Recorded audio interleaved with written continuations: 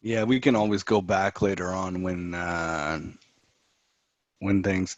Yeah. Al, is there a way to adjust your audio? It was really, really low. I have mine at max just to hear you. So I don't know if there's a change in your Is this setup. better? Is that better? Oh yeah, way better. Yeah. Um, I had took a drink of coffee and moved my mic out of the way. That's I forgot to put it back. There it is. oh, Okay, yeah. that's what happened. Okay, That's what okay. happened. You Yeah. can move it away just a little bit more if you want. No, this is good. So Perfect. as long as everybody, thanks for telling me that. I didn't realize I didn't have it up there. No, that's fine.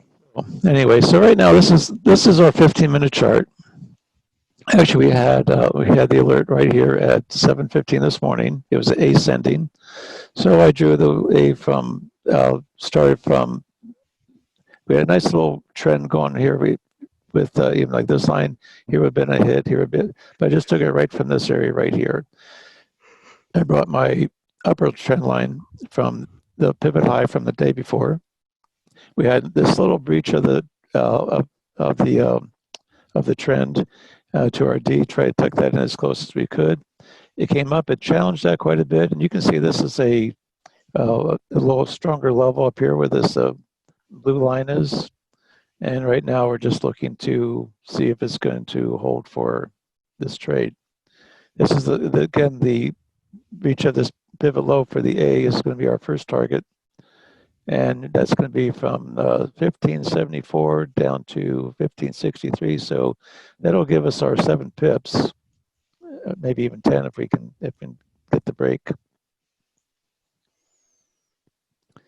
Anyway, so as this pivot high from here's our day break. This is where the 5 o'clock was yesterday. So I took it from here, had a little breach here, came back down, and it's now breaking out of the bottom. It'll either work or it won't, but everything is all set up to look like it's going to go. We have a nice spread here on our U.S. is strong to the euro on all 3 time frames. This one's flipping back a little bit for the retracement, for the 1 minute retracement. When that flips back over to the U.S., that'd be another way of entry to possibly get in, as long as these hold.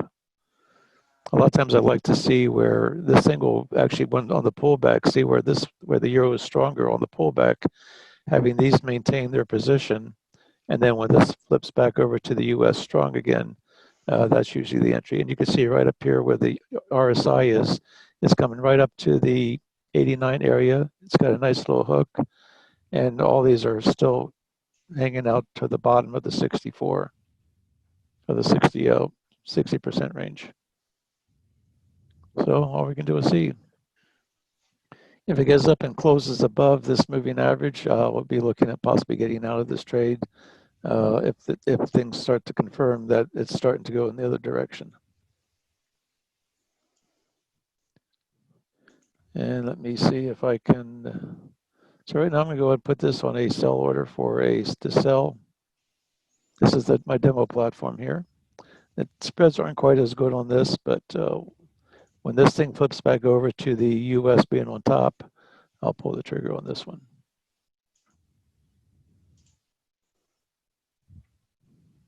Yeah, I like this one to the downside as well. There's a couple, just the overall look of everything at a little bit higher time frame. So on the 30-minute even, just to gauge where we could end up. Looks really good. I like this level up here for a potential stop zone. Like we said yesterday evening, you could trade this pretty much without any indicators or anything and just do pure price action. You don't need indicators. It just enhances our odds of winning. But if you're newer, just go and draw the wedges, and you'll see that. And we'll go back and we'll explain some of the things that we're looking at and how we're drawing them, and just a little bit more guidance around what to do and what's a best practice and how you can maybe benefit from entering on a lower time frame instead of waiting for a Excuse me, 15 Fed. minute. Here's the flip. I'm going to go in and put the sell button in. Oh, you're good, Al. There you go. Now you can continue. All right, now we're in No, this no. trade. Let's check it out. And so everything, the US is still strong by 3, the US is still strong by 4 in the 5-minute, and we just got the flip back over from this pullback. It came back up, and it's still respected the bottom of the wedge, and we're looking for a target down here for a 7-pip target, which is right at where the 30 moving average, 30 period moving average is.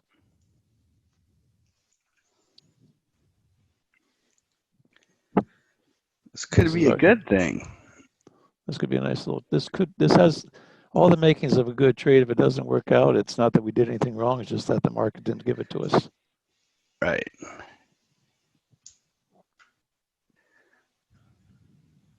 All we can do is stack probabilities, right? We're not. Right. I do like it when I get the 3-point spread on anything less than that. A lot of times you just don't have the momentum or the volatility to get you to your target.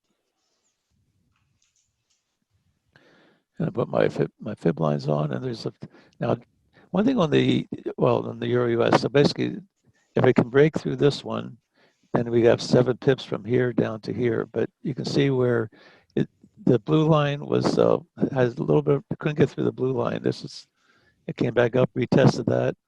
Now we're coming down. Here's our first 7-pip range. So we're about halfway to our target. We may get a little bit of a bounce off of that, possibly. Everything is still showing strong to the downside. Oh yeah, this looks nice. Our 5-minute candle just closed. So you can see it came right down there to bounce off of that. But everything's still showing good downward pressure.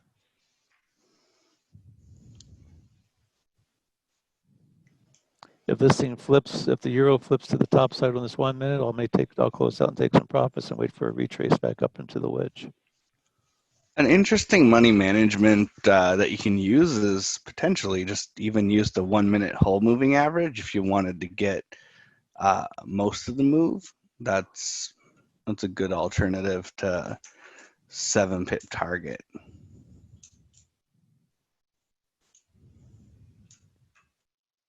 We'll see if it can come and tag that. If it doesn't take me out, I will take myself out on at least one position. Let's see. I like this as an exit, as my first exit. I've already... And then we'll see if we can get a second entry. Ooh, 20. Yeah, we're good. Boom. And there's our 2% for the day. Done. So here, there's no harm in waiting for it to see how it came right to this green line, just bounced, and maybe we'll see what it's going to do on this one. Could keep on going for a bit, but we already got our daily bread, right? We're up. We got the daily bread.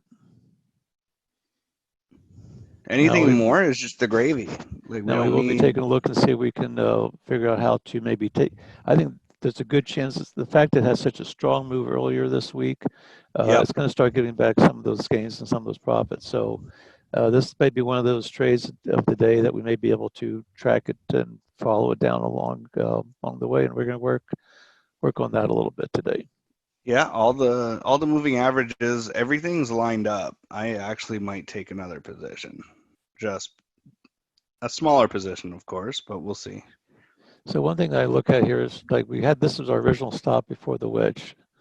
Now everybody can see that see where this wedge is here. This is the bottom of the wedge. It broke, came down, and now it went all the way from. Let's see, where is it here? It came down. It respected this blue line. Looks like a good chance it's going to come down and retag this one. But now we're looking for a pullback. So what we're looking for right now on the 1-minute chart, I want to see before I take another position, I want to see this euro get on top on the 1 minute for a pullback. And once it pulls back, if it pulls back with the euro on top, that means the euro is getting stronger, which is to be the pullback. And then when it flips back again to the US on top, if all the other indicators are still in line. Right now we have a nice 4-point spread on the euro. This is a 7. It doesn't get any higher than 7. That means the dollar is right now the strongest of all the 8 currencies we look at. The dollar is the strongest one on the 15-minute chart, and it doesn't get much better. If we can get this thing where it just stays up there at the 7, every time it pulls back, you can take another position to go short again. And that's one way to try and track these to maybe catch other positions and to get a little bit more bang for your buck. Here we have, if you're looking at the 5-minute chart, actually, if we even look at let's take a look at the 15-minute chart. We'll how we can trade this thing. So here we had a high. This high was not, this red candle, the top of this red candle was not breached. And then it formed a low with a lower high, a lower low, and then this candle formed another lower high, lower low. So now the fact that this candle broke this middle candle, I can move this one down to the top. That's now my new stop zone. Now, one thing we have to look at, we have this nice big wick here on this 15-minute. This was just and it came right down into this level here. It came down, broke it, and it pulled right back. And right now, this 15-minute candle was not able to breach that and close below this line. So you see right now on the 15-minute chart, you see the U.S. is still strong. So that means the U.S. is the second currency of the pair. So if the U.S. is strong, that means the euro is weak, and therefore we're looking to go to the downside. Now this was a fairly strong candle. Here's a pullback. And see, right now the euro is flipping back and forth. So this thing could possibly give us another opportunity to go short. This is still strong by 3. This is still strong by 5. The U.S. is just flipping back over. And it came back almost into our sell zone, which is right here. Now it's still respecting this moving average to a little point. Flip back over. We have a hook. I saw you see this thing come back out of the bottom. Right now, this just looks like a little hook back retracement. And we have if we look at this on a 1-minute chart, let me get this one here.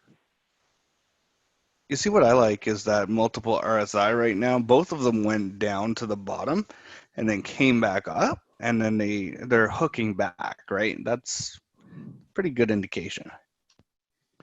And you see where, again, this is where the price action analysis comes in. In spite of all what's going on down here, the euro is still strong. This one's not quite ready, but if you look at these candles,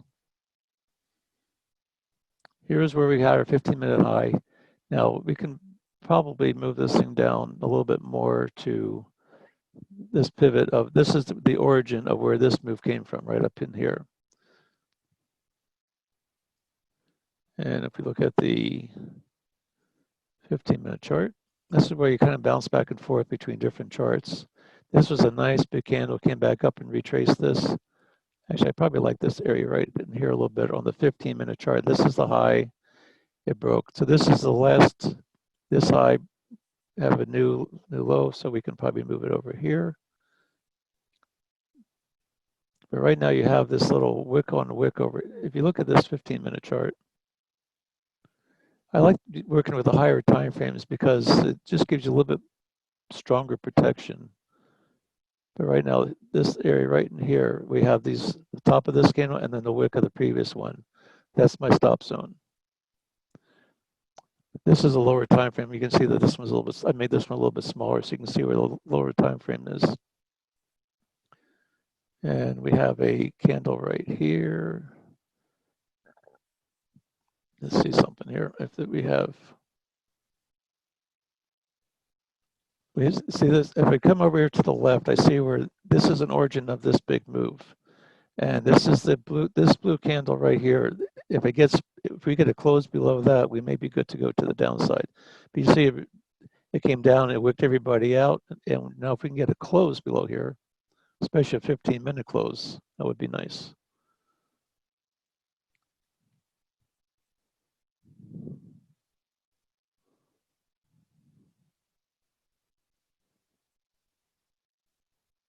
That's why this thing's working right here.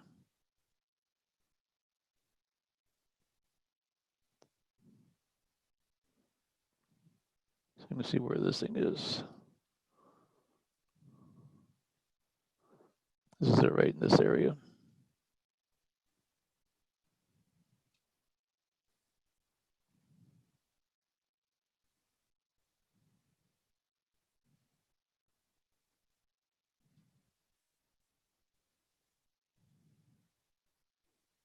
Everything's still strong to the downside. I'm not convinced I want to take this short again yet. I might wait for the, see what happens down here at the bottom. Maybe the moving averages pop out of the bottom of the wedge, right? Well, I mean, right now this was a 7, now it's back to a 6. We still have a nice spread to go to the downside. The thing I'm concerned about is that this candle couldn't close below here. It wicked down. Yeah, you're right. And this is still, I still like to see it maybe come back up and give me a little bit better, retest this yellow. Because usually the first time it's going to come down, it's going to come back and retest this. And right now this is retesting right below, right into this stop zone on the 5 minute.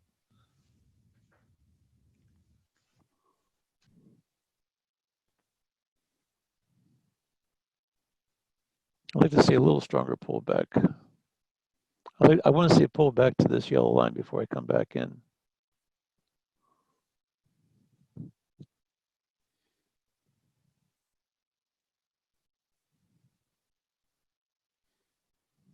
And I really didn't get back into our zone to where we originally got in. So again, here is our entry zone, which is right where this yellow Fibonacci line or this moving average line is.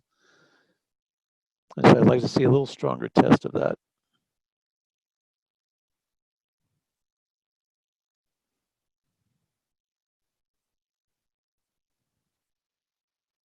And this blue candle right here, this is the one where we talked about, I know last night we talked a little bit about these 3 candle formations. We had a nice wick with it closed blue. The candle before it closed, this one came back up, but it closed above the bottom of this red candle. This one came down, it couldn't close. This was a little bit low, but it's still pretty much engulfing this blue candle. This candle could make a lot of the story here. If this thing comes up and closes above, actually I'd like to see this thing come up and close above this area right in here before I would get back into it again.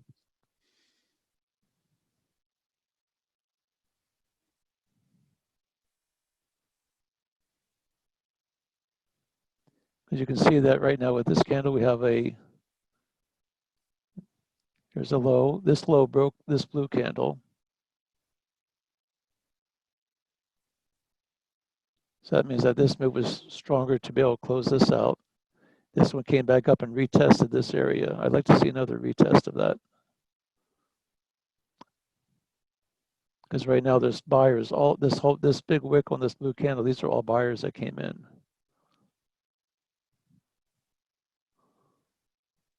And come over here to the left to see if we can find something over here that might help us.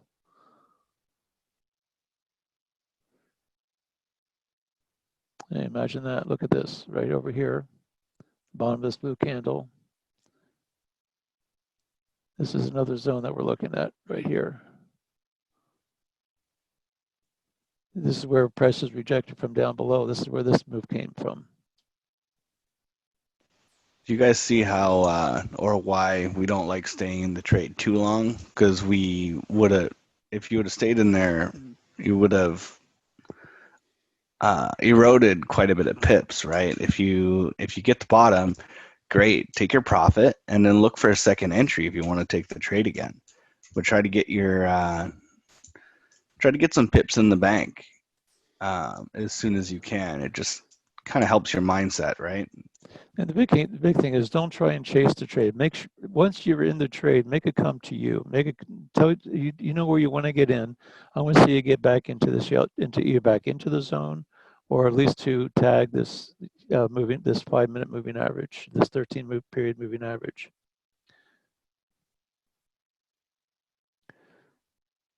You can tell from as you look back on this on the 15-minute chart, you can see where this whole area right here is where, and the higher time frames gives you a little bit more confidence that this area is going to hold a little bit.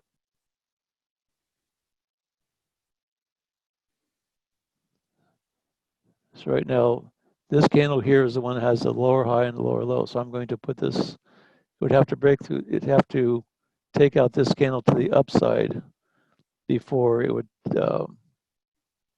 be looking to maybe go long, or if it breaks back into the wedge.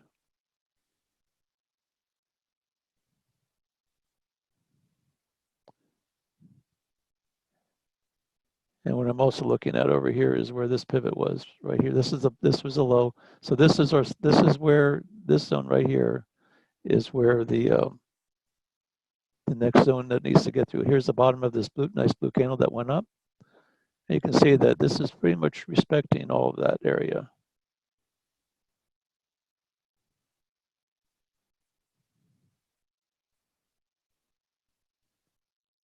So right now I'd be looking for it to get up into this area before I would take a sell.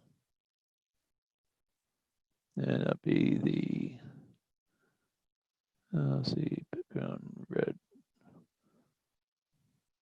which was once demand is now supply. This is on the 15-minute chart. Let's go over to the 5-minute chart. Since we were looking at precision entries, we just want to be real careful not to get too low of a time frame to get whipsawed. We don't want to get, the big thing is we don't want to give up the profits we've already made for the day. Yeah, that hurts worse than even taking a losing trade. You know, when you had money in the bank and for one reason or another, you just give it all back to the market because you know you had it in your grasp. So, but I've done it. Al's done it. We've we still unfortunately done that, and we still do it. That's why we have to keep ourselves honest, right? Because sometimes you get all proud and excited, and oh yeah, we just crushed it, and we just put this much over, and the worst thing is that when you have a losing trade, then you try and make it back. It's like I don't want to lose for the day, so you take some maybe a little higher risk on trades because you try and make it back, and then you just compound the problem. Yeah. There's I didn't call it the Titanic because it wasn't that bad, but a couple weeks back, I don't know what was going on in my head or whatever, but I used to not take very many trades in a day, but then one day I took 13 trades and I won 12 of them, and I didn't want to lose that last trade, and it went against me really bad, and so I hedged it and I eventually worked myself out of the mess, but it costed me the profits of like a week and a half just because I didn't stop trading when I should have, when I knew better. And that's what's really annoying is we know better, right? But again, that's where that BTE indicator is your best friend or your worst enemy. That's that indicator between your ears that gives you your emotions. That's the emotions of the trading. And you just try and keep as calm and as emotion free as we possibly can. And the best way we can do that is to have a methodology that you just say, this is what I do. If it either meets the criteria or it doesn't. And even like with this trade now, even if it runs another 80 pips, you might say, well, gosh, if I should have, could have. But the bottom is you got your daily goal. If it gives you a good opportunity of saying that I can't not take this one, then go for it. But go for a smaller position and maybe get a position and then just let it run. But have your get out place in mind. You'd have your target in place, and just go with that. We all want to learn how to catch these bigger runs and not just get just our 7 pips. But if we can just get that 2% every day, you'll be way ahead of the pack. But don't chase the trade. Have it come to you. That's probably the best advice I can give anybody is to don't chase it. Know where you want to get in. I said right now I want to get in somewhere on this yellow line with this thing pointing straight down. I'm going to see a nice little pullback. But until that happens, I'm going to say, okay, I had my nice little trade for the day. If I can get it in another position, I'll take another position. Excuse me a second. Fine.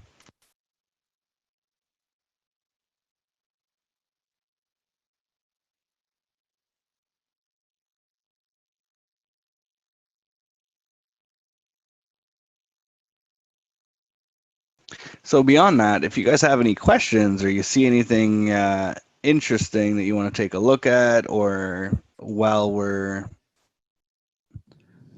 I'm sorry about that, folks. I had a phone call I had to take. No, that happens. So anyway, right now, go ahead, Matt. You were saying something here. I didn't mean to interrupt. No, you're fine. No, I was just saying later on we can take maybe a look at some more elementary things for the people that are just new to this room and new to maybe trading, or maybe you're not new to trading and trading on the 1 minute is something you thought you would never do, and maybe you needed just a little bit more guidance. We can do up some wedges and go draw some, because as you draw them you'll get used to them and you'll feel more comfortable, and then you'll start seeing them all over the place. So it's kind of a curse because you see them all over the place nonstop. After you draw like 100 or 200, then you can draw them in your sleep. And Ruben has a question about, yeah, let me show you the complete wedge again here, Ruben. So here was the alert. Right here, it was at 7:15 this morning. And we drew it over to, and as I took it, I used this pivot high. Again, you want to try and get as many hits on a trend line from the pivot high to where the alert was as you can. You don't want to be getting it. You don't want to be cutting into any bodies. And I said I allow one breach, and it usually is within about a pip. If you look right here, this breach, this was at 1595.6, and the top of it was at 1598.6. Looks like. So this is a little bit bigger breach than what I would normally have, but you can see where we have this fib line, this 15-minute fib line. And this is a real strong line. This is where all 3 of the other lines are blue as well. And so I'll allow, that's one reason why I didn't have too big of a problem with that one. I mean, I could have also just taken it right back here and that would have been perfectly fine too. But again, you wanted, I wanted to respect this blue line, but also wanted to, and the long and short was it didn't break out the top, it broke out the bottom. And after that alert, it just kept on going. There was a little bit of a retest of this area, but I'm also looking at where these candles are here, where I said I want to see a close above the previous close. And this was just a big wick. And you'd see that all these other blue candles could not close above where this line was. And then he was getting a little bit of a descent there. It was an ascending wedge, so I started at the bottom. I looked for where the range for the day range was, and this was pretty much the bottom of the range for the day. Now I could have gone all the way back to here, but I would have been breaking through this candle here, so I didn't want to do that, so I had to bring this one up. Let me get this out of the way here. Take this one off since that's not valid anymore. And so I was able to find I was able to find an area where I had the one hit before the trend, and then here's where it broke. Did I answer your question there, Ruben? So long story short, it was the B. This was reference to the 9:15 yesterday morning. The A was reference to the 9 o'clock last night. The C was reference to 3:30 this morning. And then the D was over here closest to the one highest high without breaking any candles, any bodies of the candles before the wedge alert. Looks like this thing still wants to go down. Again, here's our oh, it's coming down a little bit further. But I didn't see where we didn't have, this was about as good as it would have gotten. Now the fact it broke this, that would have been a possibility of getting back in again. But I still want to see it come back up and probably retest some of these moving averages here, especially on the 1 minute. You'll start seeing where it'll come back and at least retest the 1 minute. And that'll give you, the more it goes down before it comes back to retest, the bigger your range is going to be for the next move down. So let's see here. What do we got for our candle time? When we got 20 seconds on the 5-minute candle, that's why it started coming out like it did.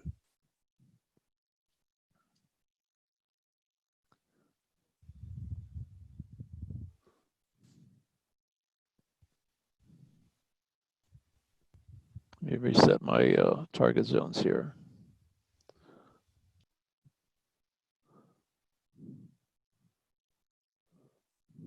Did you take that UJ trade? Did you end up making profit on that or what?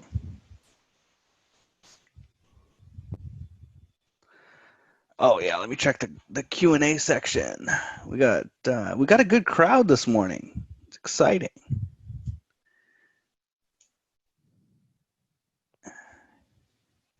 It's nice when you can have a winning trade first trade of the day. That makes it nice. Now you see here where if you look at, again, looking at the 15-minute chart, you really want to be looking at higher time frames, looking back to the left. And you can see where see this nice big blue candle. That's very significant. And if you look at the wicks below that, you can see like right here is where, this is where it had a nice move down. It came back and it retested a lot of these. At the bottom of this wick on this candle right here was right here. So, and you look and see where was the origin of the move. Actually, the origin of this whole move on this 15-minute, where everything was making higher highs and higher lows all the way up through this big push. So it's going to make sense that it's going to come down and probably retest this down here in that area.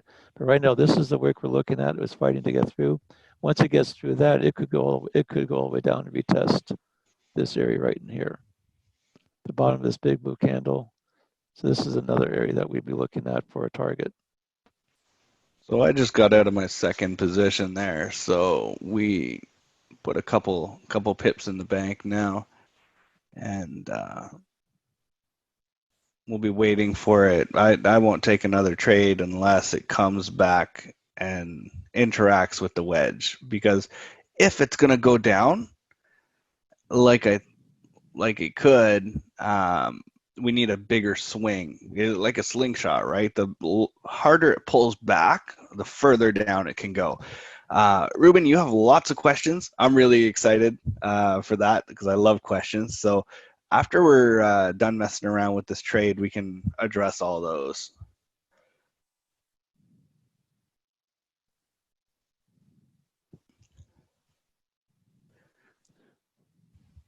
And this thing still has a lot of momentum to the downside. Still has some strength to the downside.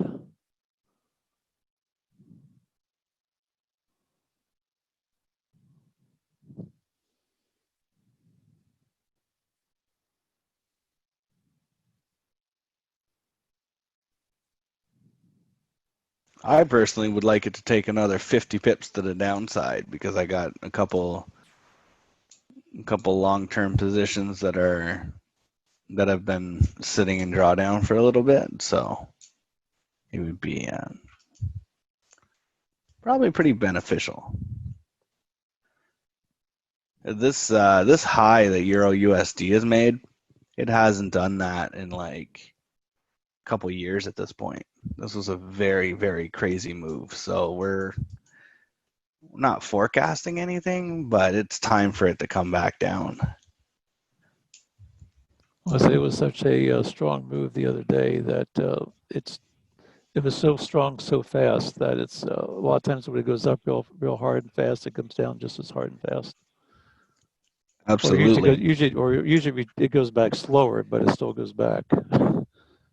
Well, somewhere, right? Like the market likes to make a 50% retracement of whatever move it did in the week. That's just pretty solid, right? Yeah, let's see where that would be with this big move here. Let me put this on a little higher time frame. Yeah, so we need this to, if this is going to pull everything down, everything needs to come back up into the wedge. So this was Monday's. This is where Monday had this big move. This was 21st. This is where the big move started right here. And so if you're looking at the retracement,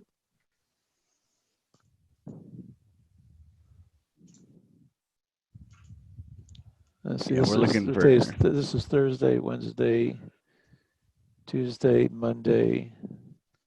So this was where the big move happened. So this was pretty much the origin of the move right down there. Came back up. To see a 50% retracement, it would be right about to this level right here, which is right about where this green line is. So we're going to mark off some zones here.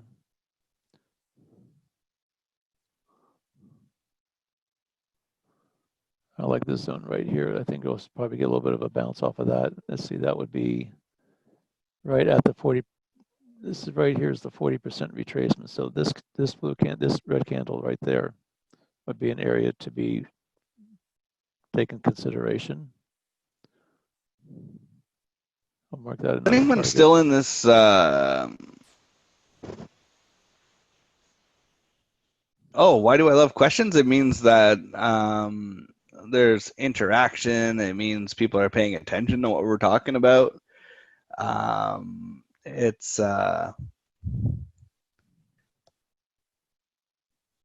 just kind of steers the conversation. I'm going to mark this one as the retracement levels. I'm going to change the verbiage on this. This is 40% retracement.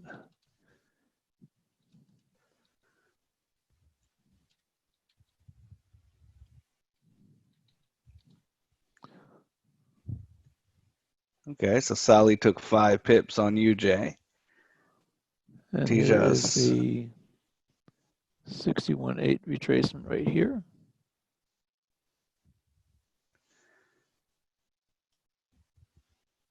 Yeah, if it breaks like the 50% retracement, like if it breaks the 40%, you could potentially look for a much bigger downside move. Let's see, right up there is 61.8.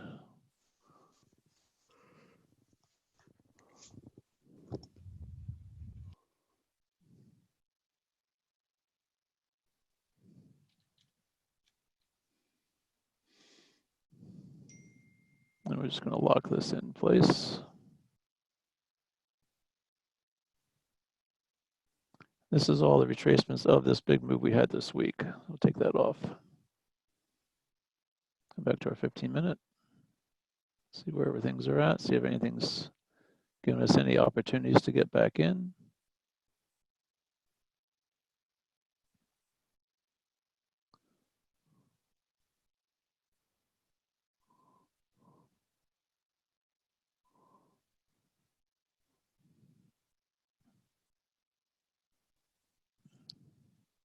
And you can see where this thing's pulling back nicely, coming back nicely now.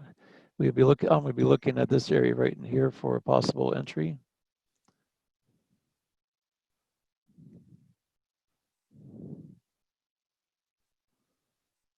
So here's a high. Here's a high. This one broke the low. This is nice. I needed to come up a little bit more before I would take another sell. So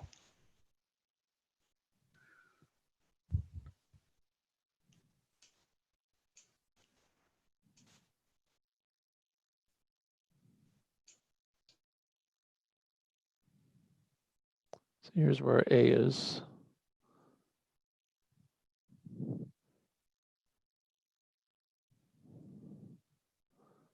So I'll be looking at that, and I'm looking at this right here. It's 5 minute. Here's we have a lower low here, so we can move this down. Pretty much right to there. And it's right at where our yellow moving average is on our 5 minute.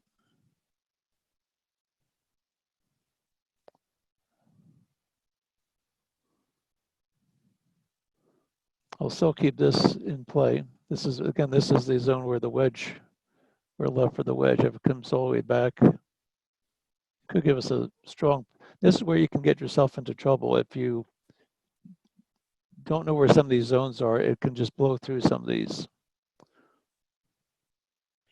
and that's where That's this big your blue, price this, action is, right? yeah, this big blue candle is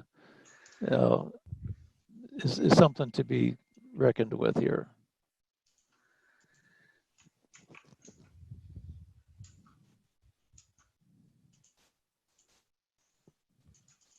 And we did get the break below here with this candle right here, so that allows us to see. Here is where I might put another sell, but maybe, no, wait a bit. It didn't come back far enough. I still want to see this thing flip with the euro getting stronger, but maintain these levels. Yeah, because we know it's gonna,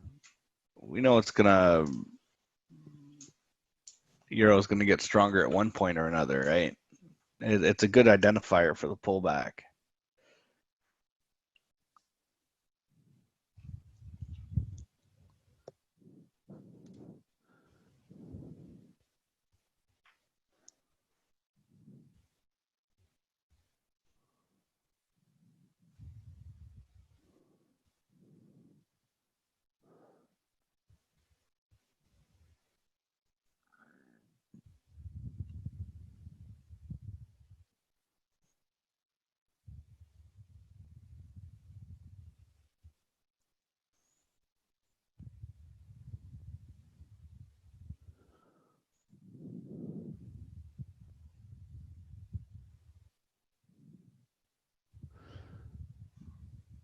Yes, anybody that was used to using swing trades with really big stop losses, this is a totally new concept.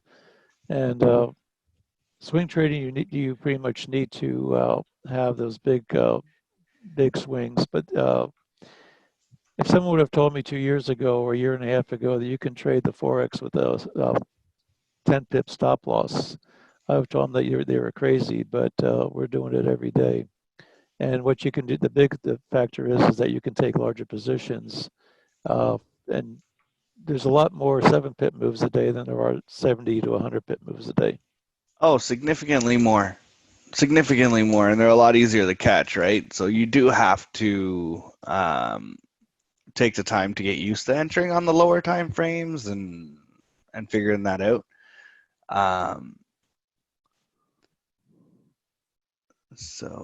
But yeah, I really like Euro USD to the downside. I'm just looking for it to pull back into the wedge or something so that we could have more room to the downside. You can see where like this is the blue zone. If you just look at just where the blue zones are from all the way up here to down here, this is basically 21 pips, if my memory serves me correctly. So I'm all the way up here from this blue line to here is 21 pips. So what I'd like to see it pull back at least another, but it did come back, it came back 7 pips. But now if this one breaks, it could come down to the next 7 pips down here. Because it came down, it passed it, checked it, now it's checking it again for the second time. So right now we're looking at this small little, right here, you can see where this is has a low and this is a higher low.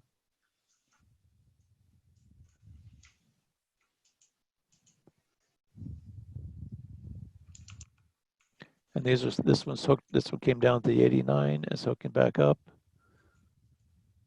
This was where the high was, so it came up. So basically this blue RSI is just cycling back between the 11 and the 89.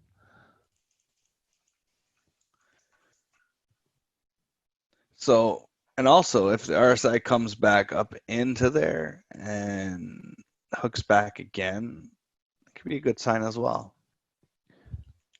And see, this is a 5-minute green zone, this is starting to get into the demand where if this line can hold, it may go a little bit deeper into it.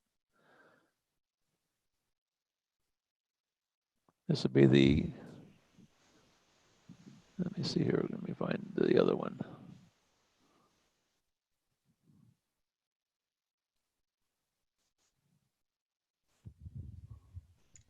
Let's see what's going on here. I got a couple questions in the chat. Al, if you see anything, just don't worry about interrupting me. Just Okay, yeah.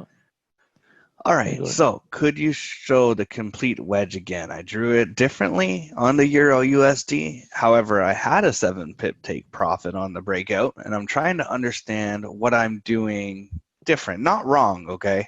Not wrong, but just different from your wedges. Okay. Your wedges are different than mine most of the time. So you had posted a screenshot of your wedge in the chat. And let me get this red here. Let's see. Take this one off. This thing's starting to try to break down through here. Oh yeah, you're in a different time zone. You're good. Go ahead. Sorry. Yeah, I'm just trying to see if I want to try and take this thing. Right now it's coming down. We have this green line right here that's significant. And it's trying to break through.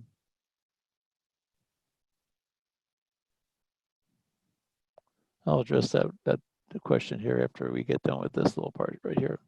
This is still strong. Yeah. And I'm getting ready to break through this.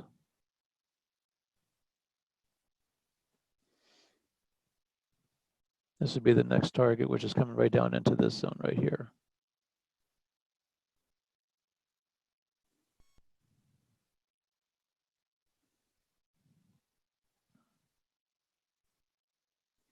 So this was a little bit of a drop. It based right over in this little area right here.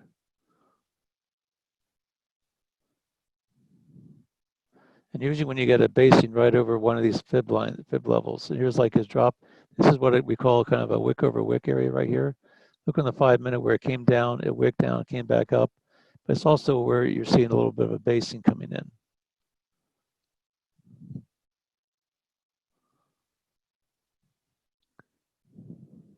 And I'm looking at it to come down and maybe retest this. And this may be one I may just keep it on to just let it ride and see what happens. Just follow this moving average down. I won't give it a lot of room. If we get a nice little pullback, nice little candle, drive right down into this little 2-minute area. But the next area we're looking at right down here. And this is a zone that we drew way over to the left.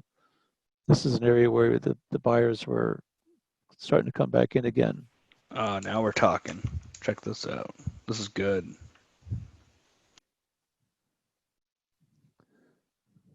And there's a lot of convergence going on down below. That's still laying low.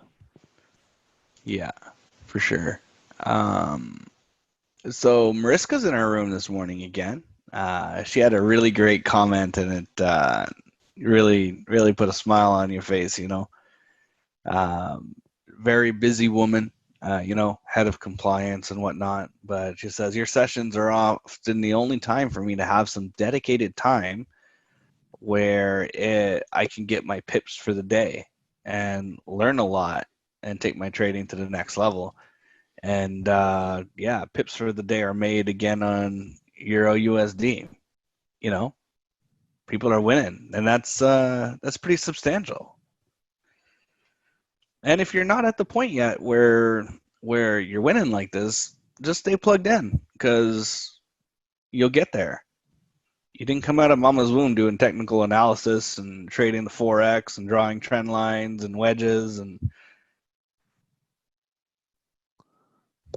It is a learning process. It's not.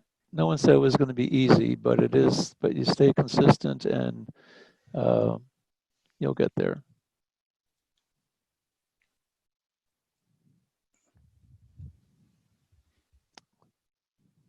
I'll try and keep my stop way above here just to give us lots of room to breathe.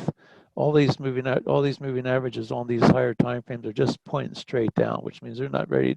You're not seeing any little hooks at all on any of these. This is a strong 7. This is a strong 7. This is a strong 7. So right now, as long as these can stay 6 or 7, you can just accept the pullbacks.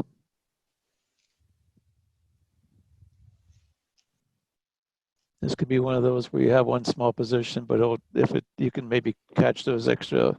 Like this thing moved about 80 pips in a couple hours on Monday, so this thing's could very well pull back significantly. Like I yeah, said, you we could have get some. 40 pips, right? You could get a nice 40 pip move here. That wouldn't be out of the question. Let me see if I can change this settings to the left so we can see what they are. Yeah, that's a 40% retracement error. Here's our, and I would not be surprised at all for it to see it come all the way down into this area today. I'm not going to bank on it, but I'm going to let this one position run and see how far it'll go. I'm not going to move my stop. I'm just going to let it run. And right now my stop would be pretty much the top up here about 1561. We don't talk a lot about letting the trade run too far, but here's a couple potential money management systems that you could use.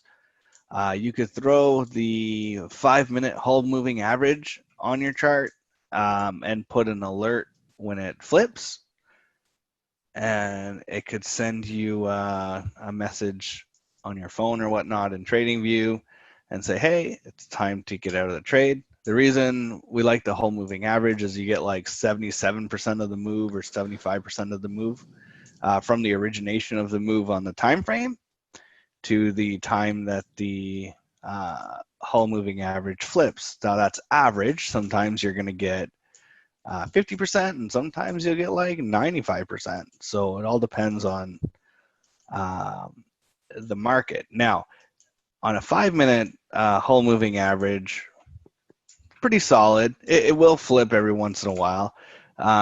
For this move, if you want to get a lot of it, you could do a 15-minute whole moving average.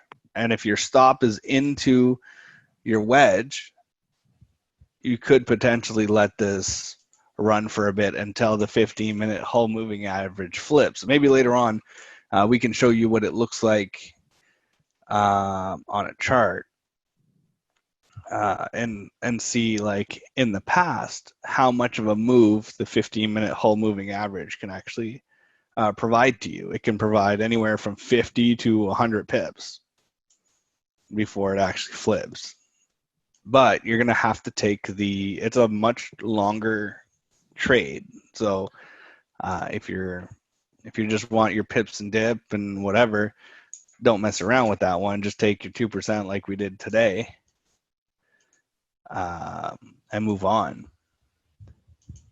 But yeah, we got lots of questions in here. One that I'll answer just while we're sitting on this. Did you take this live again? Me? I did take another position back here where it was basing down before it broke. Right here where this little wick over wick that I pointed out. Yeah. Once it started breaking through that, I took another position because we had Okay. this green fib line. It came down, I passed it, checked it, came back, checked it again, and then it couldn't hold, and then I got in right about this area. Okay. All the moving Not averages are bad at still all. good, and still looking at it. right now, this whole yellow one, this yellow, even on this 1 minute chart, this is a relatively strong move when this thing just keeps pointing, staying straight down. Yeah, it's Had a not little bit even of a, pulling back, really, right? yeah, It's not it even was coming back. a drop. You had a little bit of a basing area came in here. This candle came right up, tested the, this is right where the test was. You can see that. Yeah. And that was right in there. And then it's now continuing on down. We haven't seen any hook at all on this 5 minute or the 5 period. No, nothing. Look at that. I That's like seeing these nice. I like seeing this basing area broke through here. So right in this area, we can almost even move this down a little bit here to this area.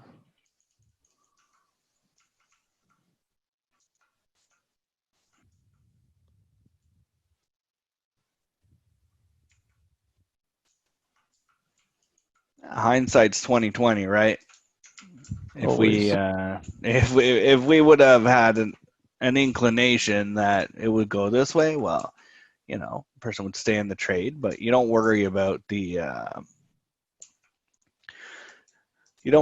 pips you don't make. You just secure the bag that you do have and leave the rest where it is, and don't get hungry for more unless it's a nice setup.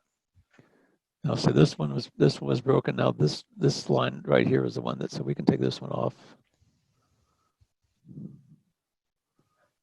and see how it's coming right into this area. If it can break through here, it's probably going to keep on coming on down. This would be the next area. And where I'm looking at here on this 15-minute chart, if I can, oh, that one's locked. Let me unlock this one.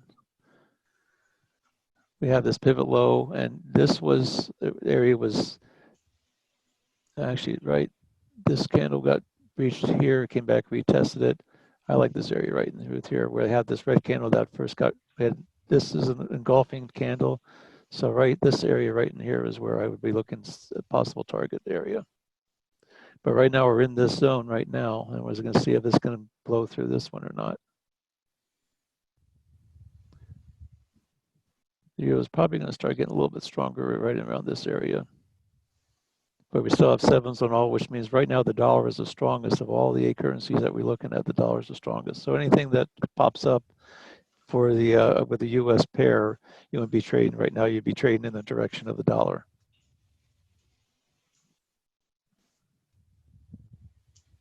And this is just a reaction of the big move we had on Monday. I think it was Monday that we had that big move. Yep.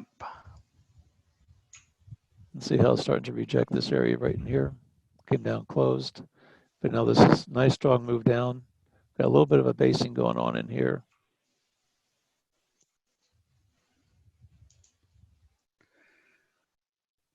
So Ruben, yeah, we'll answer that later on after we're done watching this trade. Sometimes we make things go really fast if we have a trade because we want to bring, you know, as much value, and some people can potentially get lost. Like I've had some feedback and they're like, yeah, I'm totally lost. You guys went way too fast because you guys took like 3 trades in a couple minutes. But I told them that like all we want to do is just know that you're potentially lost in the right direction.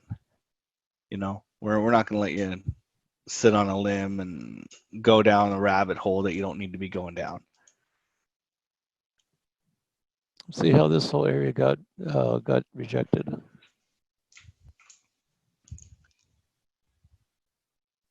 But everything's still showing strong to the U.S. Even on this pullback, it's still showing strong on the dollar.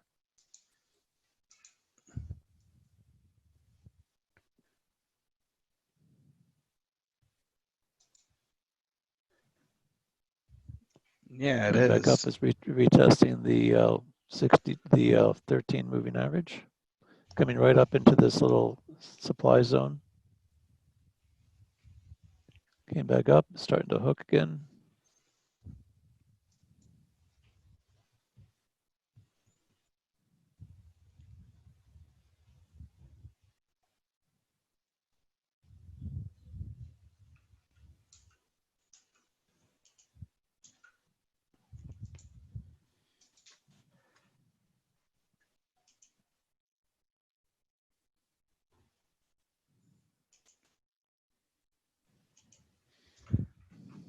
This is where you just have to be willing to let it breathe. This was a nice little move right down to here. You took it from this area down. If you do a little retracement on this from this high to here, and you come back up. Let's see if we come back up 38%. Which will take us right into this zone right here.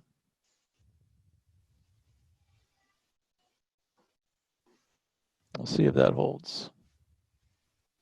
And if it comes up to that, usually if you have a nice strong move and it pulls back only 38% and comes back down, usually it's going to give you a target down in this area. And we'll draw a box on this between the 78 and the 1-to-1 here. I'll move this up just about halfway, split the difference. I'm going to make this one green. Take this off and see if this all holds true.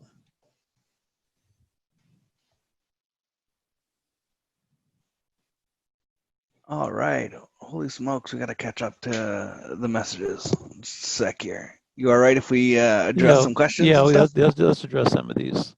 All right. So, yes, I'm running a demo. I already lost like 15% by misinterpreting. So the moves have to be very precise and accurate. Thanks for sharing the strategy. Hey, you know what? At least it's demo. And don't worry about losing in demo. It's your lab. You know, you got to practice and practice and practice and do the same thing over and over and over again. And if it works, and I'm not talking about 10 trades, I'm talking like 40, 50 trades. And if you get a win rate of 65, 70%, then you've got something that you can go forward with. So your demo account should be your lab. Don't take it too hard when you take a loss in your demo. You're just messing around, right? After nearly 1 month in this room for every day, I'm now starting to make some profits because I'm finally starting to be able to control my emotions. And all I can say is be consistent and follow your plan and don't give up.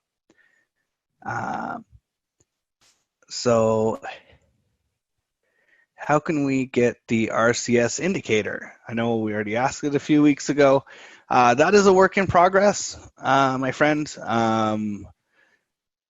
We hope to have some answers by the end of this week, but hopefully. We've got a lot of people waiting on that to see what we're going to be doing and how we can allow people to take advantage of that.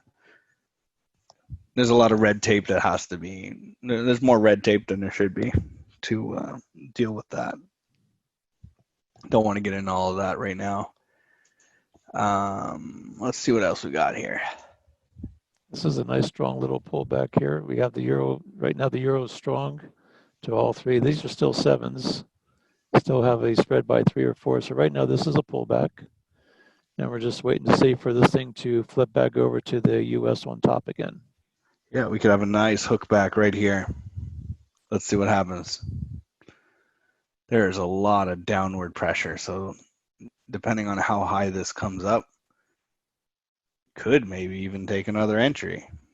But I'm not, because I'm done for the day. I don't want to give back what I made.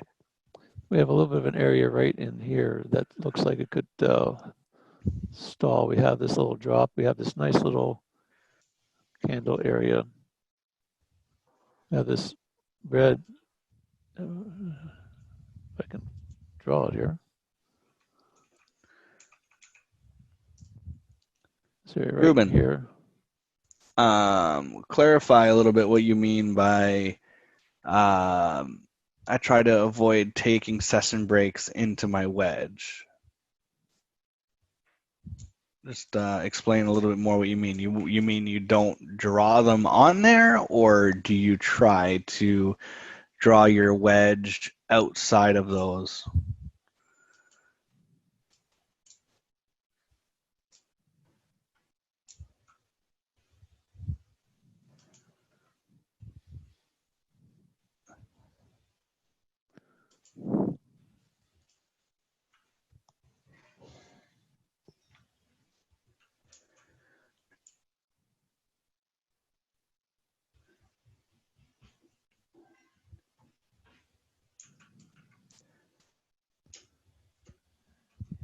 you pondering the answer to that question there, Matt? Oh no, not at all. Oh, I thought you were looking. I'm I just thought you were waiting. trying to. No, no. I am a little bit tired today, more than usual. But no, I wasn't pondering the question. I was trying to think of. I was waiting for an answer. If I draw the wedge, I try to draw them after the last session break. In other words, I try not to place. Oh, I don't worry about that at all, my friend. I don't worry so much about the session break. I kind of I know where the sessions are, but I'm gonna use price action and well the where the wicks are and the candles. I'm gonna put more value on that than trying to avoid the session break. Like I don't even I'll barely put the session breaks on my charts, if that makes sense. Al, like, are you worried about session breaks when you draw your wedges? I have the session breaks on just so I know where the flat line areas are from when the sessions close. They usually go very tight ranges, and so I try not to take my wedge right after the break for at least a couple hours after. So I try and catch a significant pivot. If I need to go on the other side of the daily pivot, I'll go to that just because that's where that's still referenced. The session break is just basically things get real flat for several hours after the daily open at 5 o'clock. And so I usually try to uh, find a pivot, a significant pivot high, either after that if it's deep enough in the day, or if I have, if especially like in the evening sessions, I almost always go to the outside of the session break to the previous day, high or low. So I find it to be significant just so I know where they are. Yeah, no, that makes sense.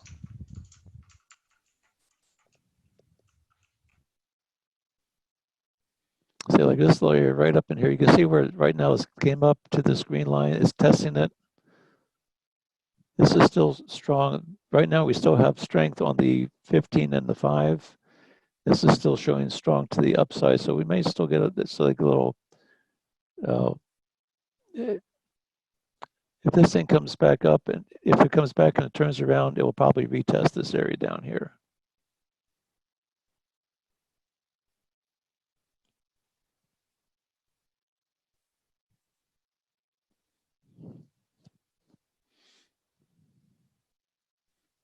What I'm waiting for right now is I'm waiting for this 13 moving average to hold. I'm looking at this little area right in here to hold. So this is kind of my stop zone right here.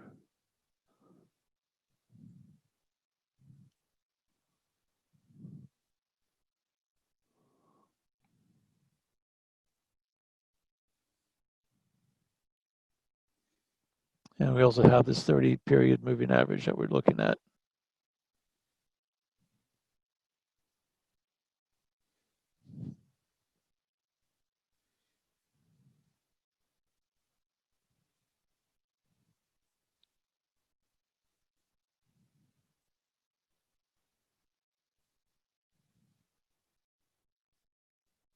We're coming about 9:15. We'll see if we get an alert at 9:15. If not, we'll take a break till the market opens at 9:30. Yeah, that would be good. That'd be a good break. And like usual, we're probably gonna get a whole bunch of alerts or stuff's gonna happen as soon as we say take a break. So let's see how that goes. And remember, our wedge is still up in this area right here, this top.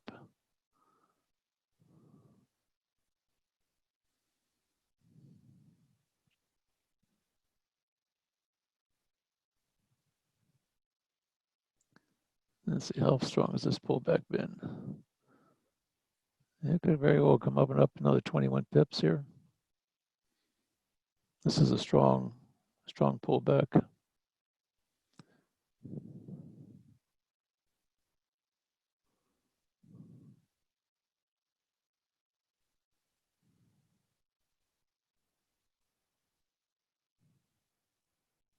So this one doesn't hold anymore.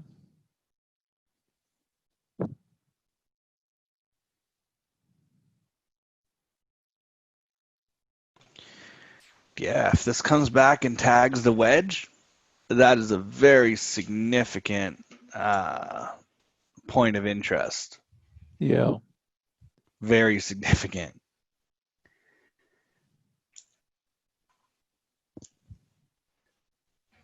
Let's go over to our daily chart here and just see if this could have been like a 38% retracement to the for the upside.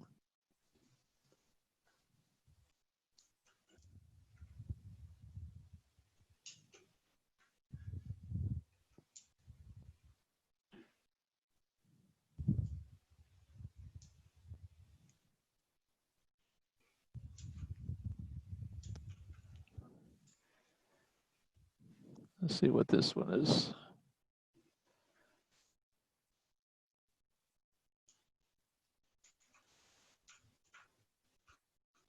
That's a 61.8 retracement right to here from yesterday's low.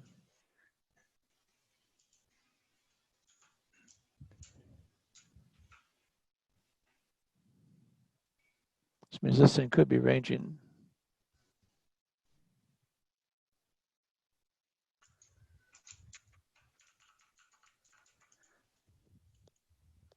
I'm going to move this one down just a little bit. And this is a 61.8.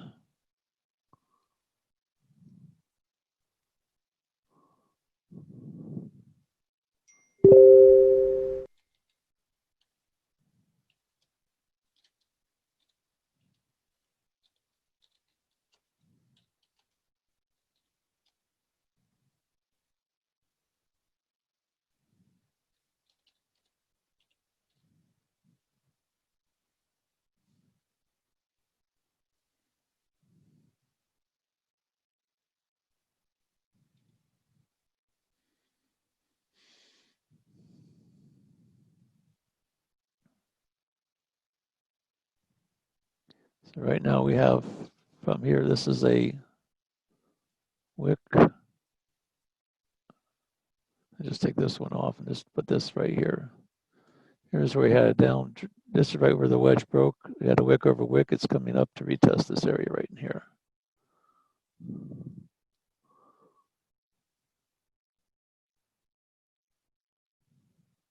Let's see if it can reject it and come back down again.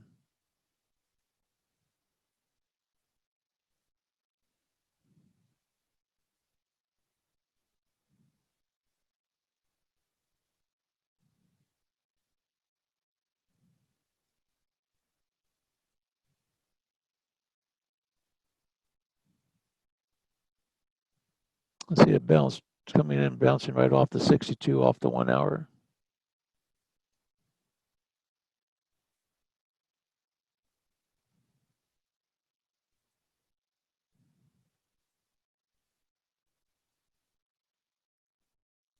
Dollar is still strong by 3 on the 15-minute.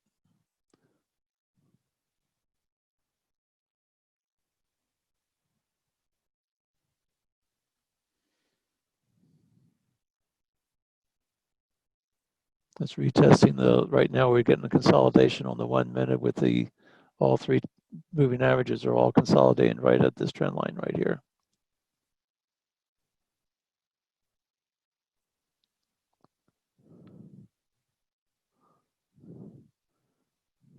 Actually, that doesn't, this one was drawn, I drew that for something other reference, but it's not even significant right now.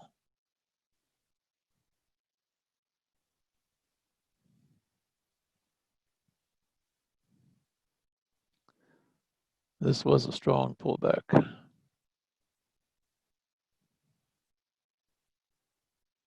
Could go up a little bit higher before it comes back down, but we'll see what happens.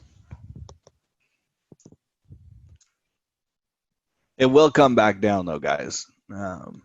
I don't see this move running out of gas, right? Sometime before the election, it will come back down. Yeah. Yeah, it will.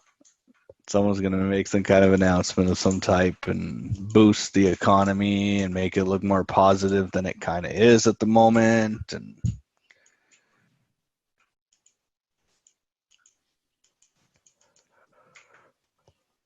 put this back over. We have those references. I'll put this back on the 15-minute.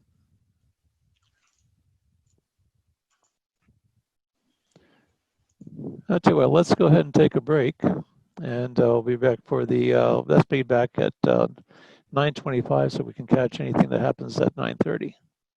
I think that's a great idea. Let's do that. So 5-minute break. Is that 5-minute break. Basically, let's go with yeah, 5-minute break. Let's just do it, and we'll get back to business at hand. Sounds like a plan. See you in a little bit.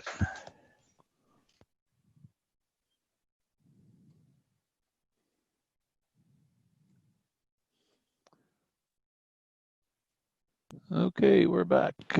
Everybody hear me okay? Yeah, it's really good. We got a question in the chat while we were gone there, talking about can we receive any type of coaching or kind of go over potential support and resistance and stuff.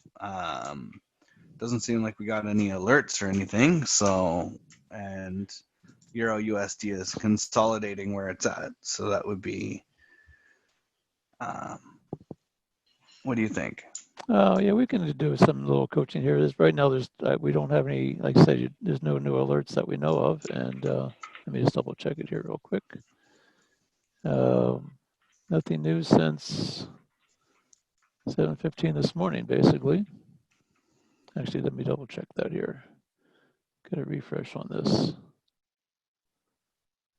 Oh, we had one earlier.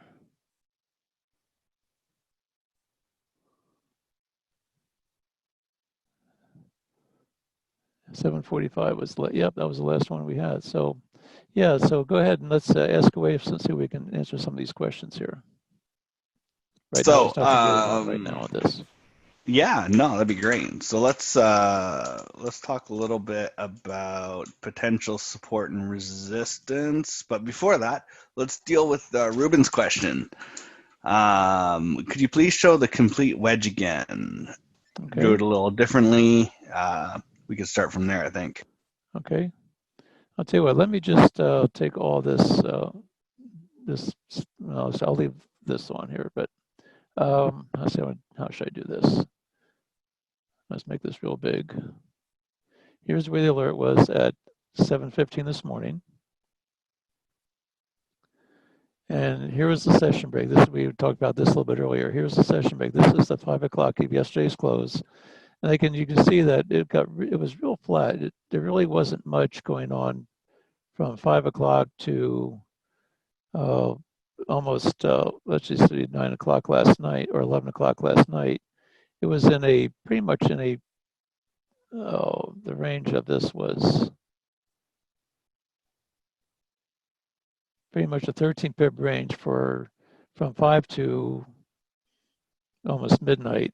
There's only range 13 pips. So I don't want to use any of that for a reference for the trade, even with the wedge, because there just isn't enough volume. So that's one reason why that's the case where I would like to go back to the previous day's significant pivot high, which would be up here with a B. It was ascending. So I mean, I could have gone back to, like I said, we could have gone back a little bit further using these last significant pivots, but you can see I've been breaking through some candles in the process. So that's one reason why I was more apt to go with a little bit of this low here. And then again, we want to try and tuck it in as close to where the wedge is. The package was ascending, and at the time that the alert was, it was up here, but I didn't want to take that because I still felt this was a better trend line than taking it all the way up here, because by the time you got up here, unless you were right here at the alert, you could have possibly gotten in with this area had we taken it up here, but by that time we would have been breaking some candles. Could have maybe used that one possibly with this little wick here. That would have gotten us in a little bit earlier than where we did, but even so, I still thought it was just a safer trade. We didn't. This thing has been so wicky. The market itself has been. We've been whipsawed several times this week. And I was trying to avoid that, just getting a little bit stronger wedges to find these little stronger points over more period of time. I mean, the wedge was basically this area from the market close. I just felt it's this little stronger area to use. You could have gotten in there and it would have worked out okay, but oftentimes like that, you may have been whipsawed in here before it actually ended up breaking. Does that answer your question, Ruben?